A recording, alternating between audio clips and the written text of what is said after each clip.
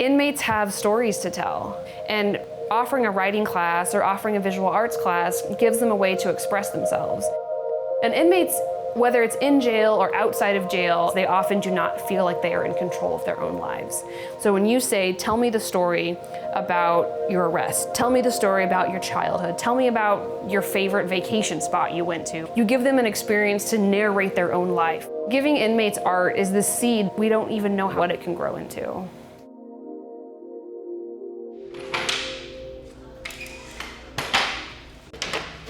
Tonight we are having the anthology release party, and the anthology consists of original poetry, creative writing, and visual artwork from the students at Travis County Correctional Complex. And in addition to that, we're having an art show, as well as hearing from some of our teachers and students associated with Freehand Arts Project. The Freehand Arts Project is a group of volunteers, and we bring the creative arts to people incarcerated in Texas jails and prisons. Our teachers work at the Travis County Jail, and they go in once a week and they teach classes that are between an hour and a half long. They teach creative writing and visual arts, and then we find ways to publish our students' work and display their visual work in galleries. Oh, I didn't see that. Some inmates also come because they're bored in the units. You're lucky if you can order a book from the library and get it within a few weeks. So these inmates usually have nothing to do. Nothing to do. And we're like, hey, take a poetry class. And some of these women or these men are like, oh, I've never done poetry in my life, but I'm bored, I'm gonna try it. And they show up and they're like, wow, I'm in a place where I'm wanted. I feel like I have control over my life. I have this 60-minute experience of freedom, you know, and it can really change them, even if it's in small ways.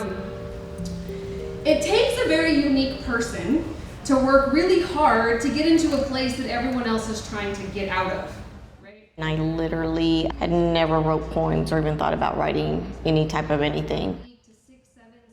And I think I was in one of the first classes. Actually, when you're there in jail, it's not the best place. So you try to do everything you can to kind of escape the dorm, the women, the wearing the stripes all the time. You just want to escape that for a little bit.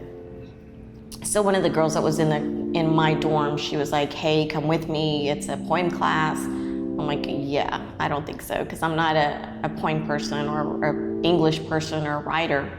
But I went and I was like, you know what, hey, I like this. And it's things that you might not be able to talk to other people about, but you can jot down. But I'll tell you, the person we have here tonight has a very happy ending. I'm gonna ask you to please give your warmest welcome to Vivian Trevino.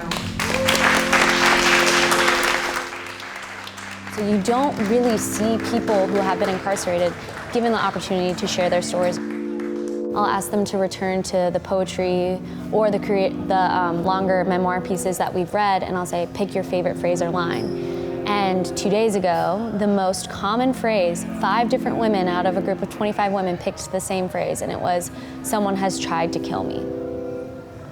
And it blew me away. Family and friends have come and gone. Some to return and others nevermore. You know, I feel like that our experiences with inmates can help heal emotional wounds, can give them an experience of control and self-confidence that they can take with them to other parts of their lives.